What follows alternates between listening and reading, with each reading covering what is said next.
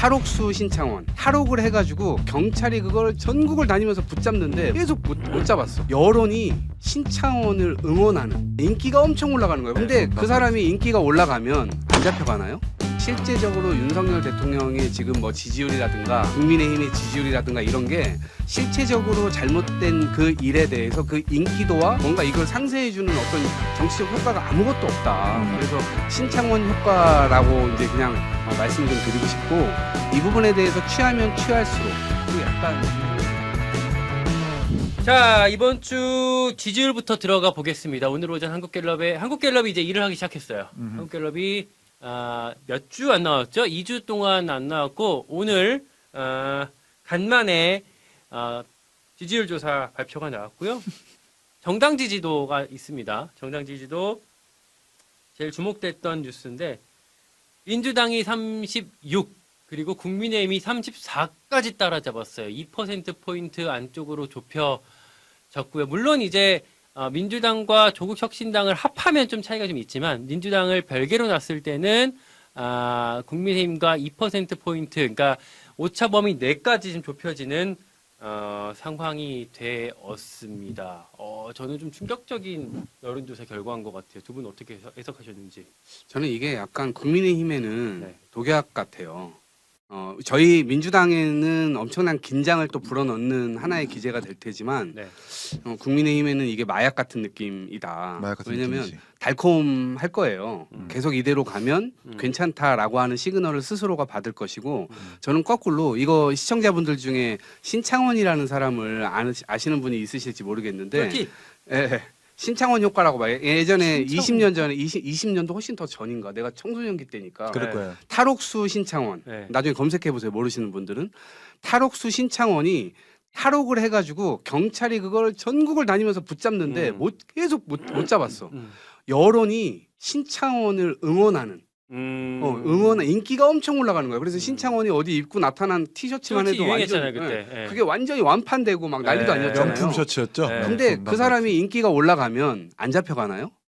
안 잡혀가요? 더 잘 잡히지. 네, 아무 의미가 없는 거예요. 실제적으로 윤석열 대통령의 지금 뭐 지지율이라든가 국민의힘의 지지율이라든가 이런 게 실체적으로 잘못된 그 일에 대해서 그 인기도와 그대로 뭔가 이걸 상쇄해주는 어떤 정치적 효과가 아무것도 없다. 허상이다. 네, 허상이에요. 그래서 신창원 효과라고 이제 그냥 말씀을 좀 드리고 싶고, 이 부분에 대해서 취하면 취할수록, 그리고 약간 윤석열 대통령이 지금 쥐덫 역할을 하고 있다는 생각도 좀 드는데, 쥐덫은 끊임없는 쥐들을 계속 불러 모으잖아요. 한남동으로. 네, 그리고 한꺼번에 그냥 다 처단 당하는 거거든요. 아. 스스로들이 지금 저는 이런 지지율에 취하면 그런 상태가 될 것이다라고 예측을 합니다. 민주당 논평 보니까 저기 가짜 뉴스 때문에 저쪽 국민의힘 쪽으로 결집하는 모양새가 좀 있다. 가짜 뉴스? 그러니까 사람들을 그 국민의힘 쪽에서 가짜 뉴스를 프레이밍 하다 보니까 사람들이 좀 거기에 현혹돼서 넘어간다 뭐 이런 메시지가 나오더라고요. 아니 여론조사를 좀 자세하게 보면 음. 일단은 시각적으로 확인하는 효과가 있죠. 1차 체포 실패했잖아요. 공수처가 그리고 공권력의 무능함을 봤잖아. 그러면은 당연히 그러니까 윤석열을 지지하는 보수층은 이거 봐라. 되네. 체포도 안 되고 이게 되네?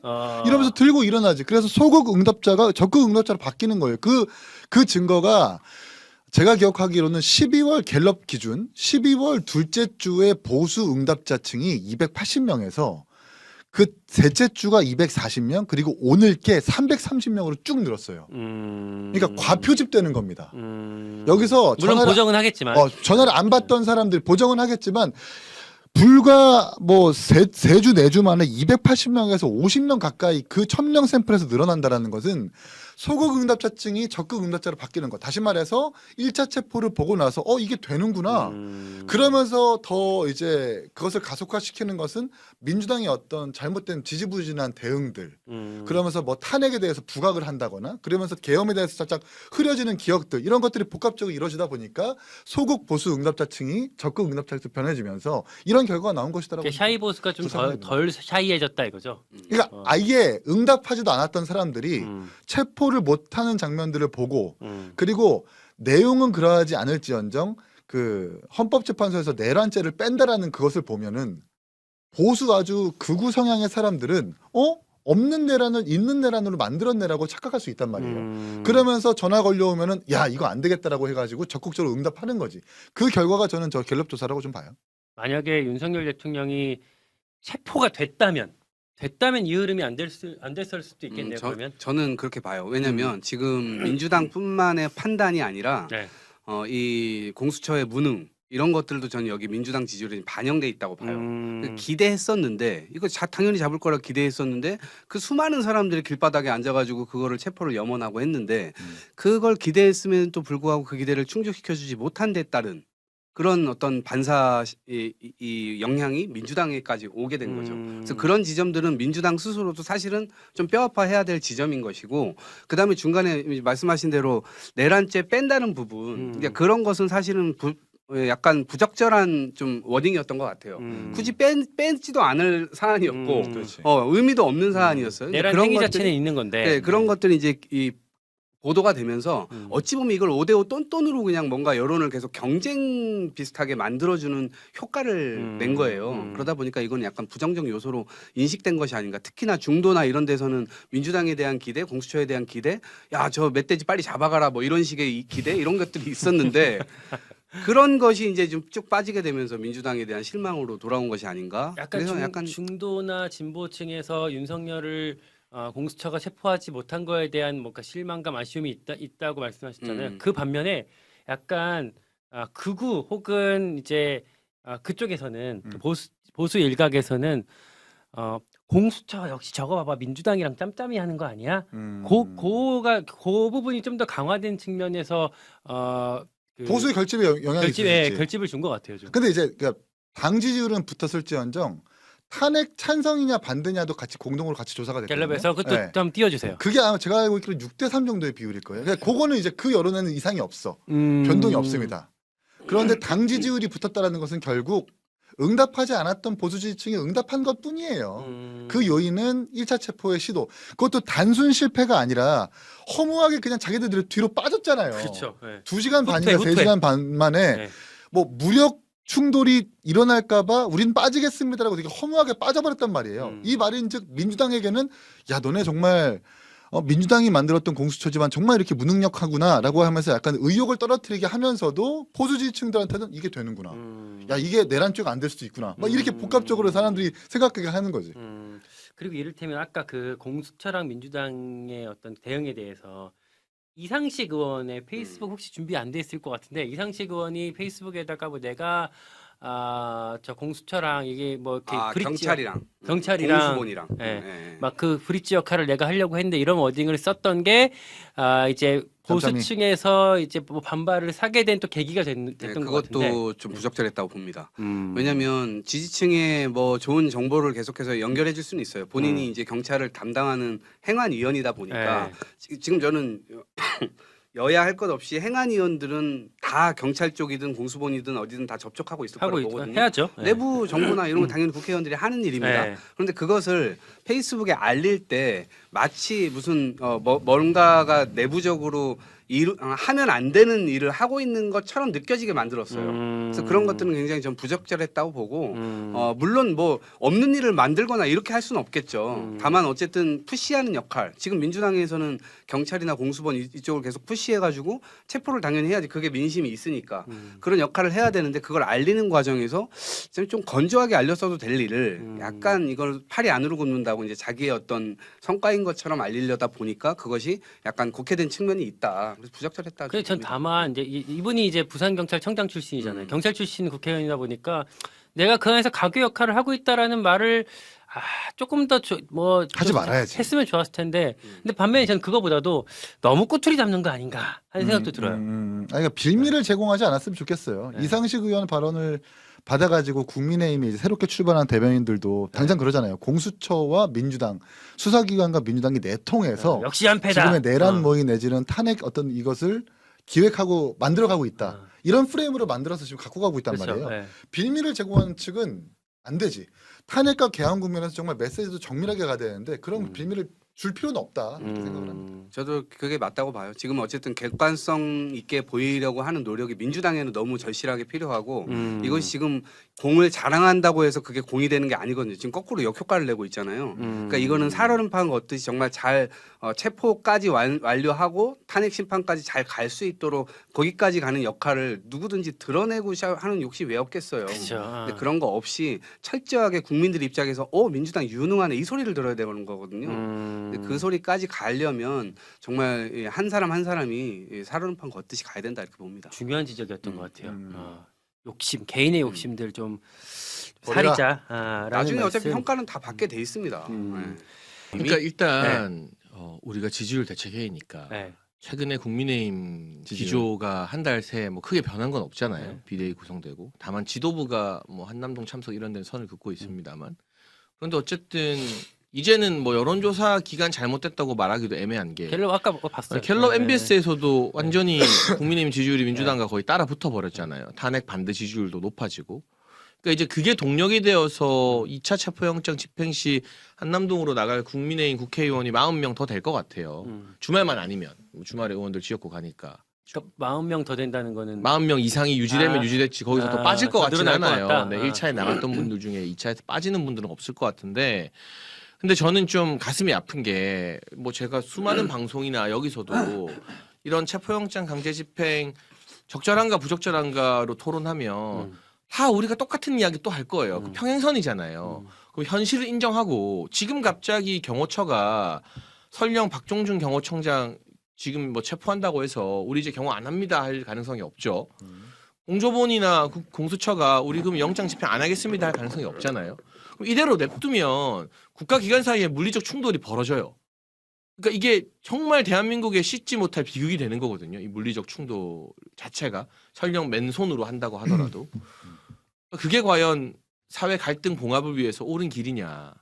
그리고 제가 보수층의 정서를 어쨌든 대변하는 입장이니까 말씀을 드리면 헌재 탄핵 심판 이전에 대통령이 구금되거나 신병이 확보가 되면 탄핵의 어떤 결정이 나와도 지금 어쨌든 30% 이상인 보수층이 그 결정을 공정하다고 수용하기가 힘들어져요. 그러면 탄핵 심판 이후의 사회적 갈등 치유를 위해서라도 저는 공수처가 적어도 헌재 결정 이전에는 불구속 수사를 우리가 원칙으로 하겠다라고 밝혀주고 그러면 불구속 수사가 보장이 되면 여당도 대통령 변호인단을 향해서 공수처 입장이 이러니 조사 받으시라라고 하고 그 정도 선에서 어떤 제3의 타협책을 찾는 게 저는 정치권이 좀 해야 될 일인 것 결충이 되지 같아요. 않겠냐. 아니 근데 저는 저러한 시각이 대통령을 더 망치는 거라고 봐요. 그러니까 거의 5살 아이가 자기가 원하는 대로만 해달라고 계속 얘기를 하면 이건 잘못된 길임에도 불구하고 어른들이 야 그건 잘못됐어 그렇게 하면 안 돼라고 해줘야 아이가 바로 잘할 거 아닙니까. 근데 지금 2년 반 동안도 계속해서 대통령이 하고자 하는 대로 국민의힘 의원들이 아무런 제지를 못했단 말이에요. 결국 이 사달이 났잖아요. 근데 이 사달이 났는데도 지금 여전히 대통령이 원하는 대로 지금 해주자고 지금 얘기를 하고 있는 꼴이에요. 그러다 보니까 결국 지금 국가가 풍지박산이 난 상황인데 이 상황 속에서도 국가 공권력이 뒤로 후퇴하는 모습을 보이면 앞으로 누가 법 지키겠습니까? 그런 측면에서 이번에 법은 명실공히 확실하게 지켜져야 된다 보고 40명의 국회의원이든 108명의 국회의원이든 관저 앞으로 온다면 체포 행위를 방해한다면 그것은 당연히 이 현행범으로 다 붙잡아서 당연히 다 그 이 법의 책임을 물어야 되는 거죠. 그래서 그렇게 해야만 대한민국 헌법을 바로 세우고 법치주의라고 하는 것을 그대로 세울 수가 있는 것이지 여기서 후퇴를 한다?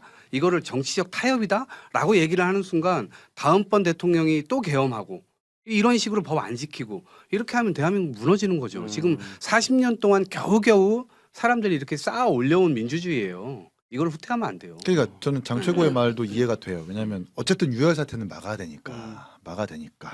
그런데 그걸 막고자 구속영 그러니까 체포영장 집행을 안 하게 하고 말로써 풀어간다고 하면은 방금 이동학 최고 얘기한 것처럼 선례가 남아져 버리죠. 선례가. 체포영장이 발부가 됐음에도 한 차례 더 연장되는 체포영장이 발부가 됐음에도 불구하고 경호처가 막으면 이른바 떼법으로 거부할 수 있는 선례.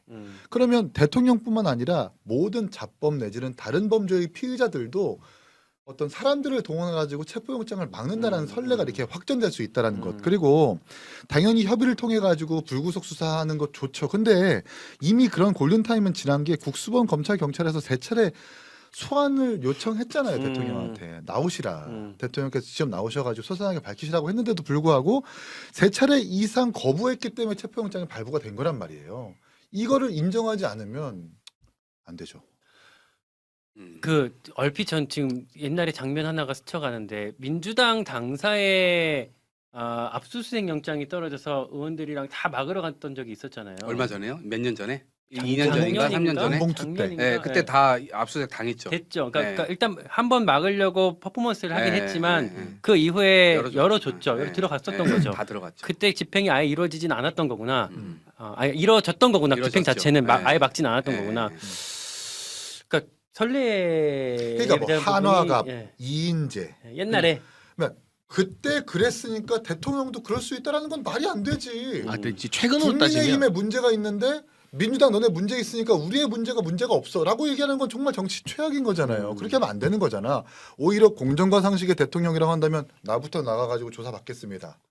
라고 얘기하는 게 훨씬 더 이런 앞선 악습의 선례들을 깨는 그게 지난번 대선 때 기조와 부합하죠. 그런 그렇죠. 설레가 그러니까 최근에 그런 그 사례가 있었나요? 그 집행 못한 게? 이제 민주당 대장동 관련 당사 압수수색 영장. 그러니까 그때 결국에는 열어줬다는 거죠. 아니 그때 이제 민주연구원에 대한 그거였는데 네. 그 당사 다 맞고 네. 그때 그 민주연구원 들어갔어요? 그 이후에 다 들어왔죠. 들어갔다는 민주연구 거예요. 우리 네. 같이 했거든. 일단 그러니까 막았지. 그때 아니 일단은 대장동이 아니라 맞고. 돈봉투 아니야? 돈봉투. 돈봉투였나? 돈봉투에서 돈봉투가 돈봉투네. 민주연구원이잖아요. 아 그렇지. 그렇지. 돈봉투가 민주연구원. 네.